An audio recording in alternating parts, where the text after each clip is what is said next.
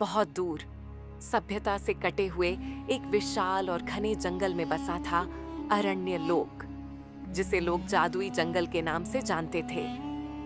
वहां पेड़ों की फुसफुसाहट थी, झरनों की मधुर धुन थी और पक्षियों की बोलियां ऐसी लगती थीं जैसे कोई गीत सुना रहा हो। गांव का एक साहसी लड़का था, अनय। वह बचपन से ही अरण्य लोक की कहानियां सुनता आया था। एक जंगल जो जिंदा था, सोचता था और जरूरत पड़ने पर किसी को बुला लेता था।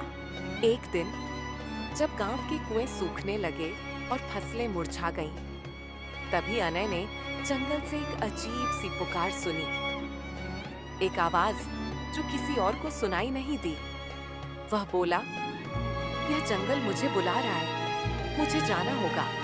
सबने उसे पागल कहा, पर उसकी आंखों में कुछ अलग चमक थी।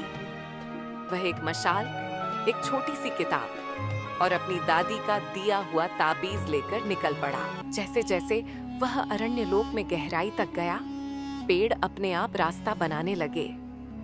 झरने उसके नाम की धुन गुनगुनाने लगे। उसे समझ आ गया, यह सिर्फ जंगल नहीं, एक जीवित आत्मा थी। अंदर एक प्राचीन वृक्ष था, जिसकी शाखाएं आकाश को छूती थीं और जड़ें पृथ्वी के हृदय तक जाती थीं।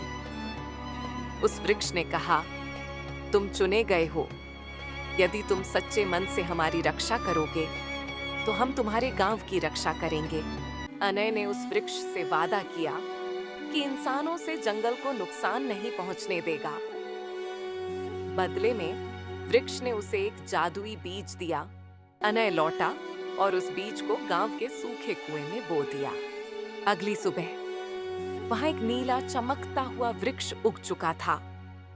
उसे मीठा जल बहने लगा, पक्षी लौट आए और फसलें फिर से लहराने लगीं। अब गांव के बच्चे जंगल की कहानियां सुनते हैं और कहते हैं, जब कोई सच्चे दिल से प्रकृति की पुकार सुनता है, तो प्रकृति उसे अपना बनाती है। हमको इस कहानी से ये सबक मिलता है कि प्रकृति कोई चीज नहीं जिसे हम जीत लें, वह एक साथी है जिसे समझना और सम्मान देना जरूरी है।